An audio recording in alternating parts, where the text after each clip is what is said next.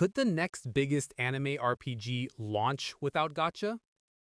For years, we've been told banners are the heartbeat of anime gaming, that without pulls, there's no profit. But the cracks are showing.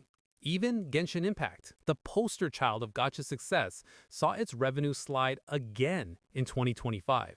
From the 2023 high of 1.3 billion to around 650 million, a massive drop. The industry is changing, and new games are stepping up with the dangerous question: what if skins replace gachas? Let's start with the myth. Ask almost any mobile gamer and they'll tell you, no gachas, no money. And it makes sense. Look at App Store charts and it's a parade of gachas: Honkai, FGO, Nikkei, Genshin. But this is survivorship bias. Because if you zoom out, the biggest giants don't use gachas at all. Fortnite, League of Legends, GTA Online. Different genres, sure, but all billion-dollar ecosystems. They prove cosmetics, battle passes, and expansions can sustain the highest levels of profit. Now, does that mean anime RPGs can simply copy them? No, their loops are different. Battle Royales thrive on competition. MOBAs thrive on skill. Anime RPGs? They've been built on banner-driven collection. But the point is simple. Gacha isn't the only way, it's just the way anime RPGs trained us to think. And the biggest culprit? Hoyoverse. I don't blame them fully. In fact, they perfected the model. The Genshin Formula, banners, pity timers, stamina systems, and the infamous 3-button combat loop: basic attack, skill, ultimate. That blueprint defined the 2020s, and every anime RPG since has tried to follow it. But here's the problem. It's 2025, and the formula feels tired, predictable, outdated. Which is why players are starting to cheer for games that dare to break away from it. And that brings us to the cracks. Let's talk about Duet Night Abyss. Originally designed with gachas for both characters and weapons. But after constant player complaints, the devs ripped it all out. No gachas, no stamina. Every character free. The producer even said, "Our goal is to give back control to the players." That's not just a tweak, that's a direct rejection of the Genshin formula. And then there's Ananta, NetEast's so-called urban anime GTA. No character gachas here either. Every hero is unlocked through play. Monetization? Purely skins, outfits, vehicles, housing. These aren't small tweaks, these are bold statements.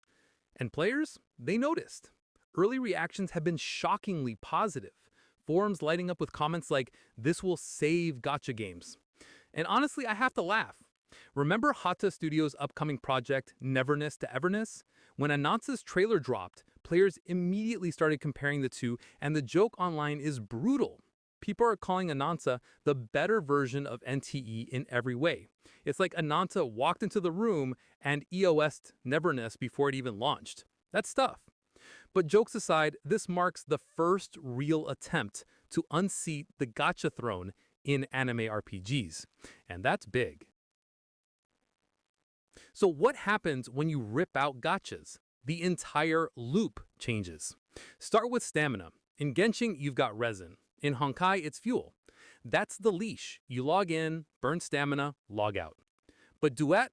Gone. You play as much as you want. Gameplay shifts too. Gacha design leans on character synergies, like pull this 5-star and suddenly the new endgame melts. Without that, devs can build freer systems, open world challenges, competitive PvP, skill-based bosses. No artificial pressure to keep rolling. And then endgame. This is where it gets interesting. In gachas, endgame is basically harder bosses that demand stronger units. In cosmetics first games, endgame is skill. Everyone has the same tools. What separates you is mastery. And when PvP is fair, cosmetics become bragging rights, not power creep. And this is why I like when new anime games bring their own ideas instead of just copy-pasting the Genshin formula. Because 5 years later, the formula feels stale. And honestly, I'd rather play something new, even if it risks failing, than the same old 3-button loop with banners stapled on. And yes, cosmetics can get weird. Just look at Call of Duty. We went from soldiers and tactical gear to Nicki Minaj and Gundam operators. At this rate, you half expect to see Shrek drop into Warrone. Let's just hope anime RPGs don't go that rough with their skins anytime soon. But why risk it? Why abandon a proven money printer? One word: burnout. Banner cycles exhaust players. Pity systems don't fix it. Free players feel locked out, spenders feel squeezed. Cosmetics flip the script. They say everyone gets the full roster. Play at your own pace. Spend if you want to look cooler. And Duet's producer admitted they were sacrificing fast revenue. But in exchange, they're betting on something more valuable: trust.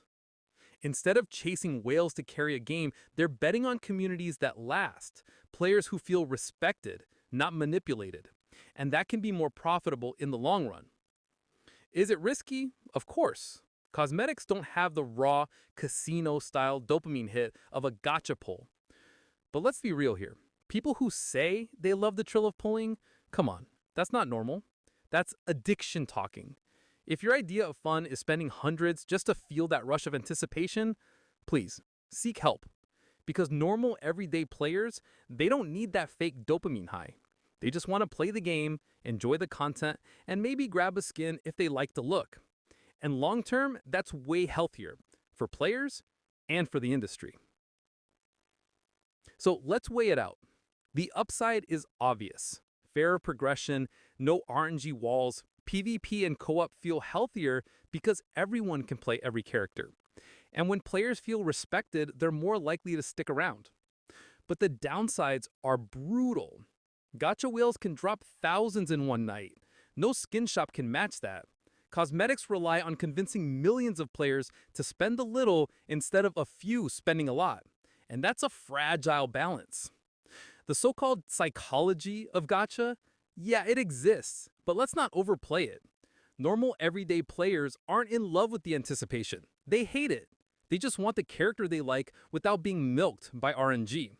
The only people defending the thrill are the ones addicted to spending. And honestly, they're not the ones you build a healthy industry around. So yes, cosmetics are fairer, but they're also riskier. For players, it's freedom. For devs, it's a gamble. And that gamble leads us to the bigger question. Are we witnessing the end of gachas or the start of something new? For players, it feels like a dream. No more gambling for your favorite character. For devs, it's a challenge. Can cosmetics alone sustain multi-million-dollar anime RPGs? Only time will tell. But one thing is certain. The wheel is spinning. Maybe not a gacha wheel this time, but something new. So I'll leave you with this. Would you rather chase characters or just buy the outfit you want? If you enjoyed this deep dive, drop a like, subscribe for more breakdowns on the evolution of anime gaming, and let me know in the comments. Is the gacha era ending or just evolving? All right, that wraps up this video. If you made it all the way here, thank you. Honestly, I was planning to do a Wuthering Waves lore piece, but then Ananta finally dropped a gameplay trailer after 9 months of silence. And with it removing gacha, yeah, I had to cover it. Anyway, that's it.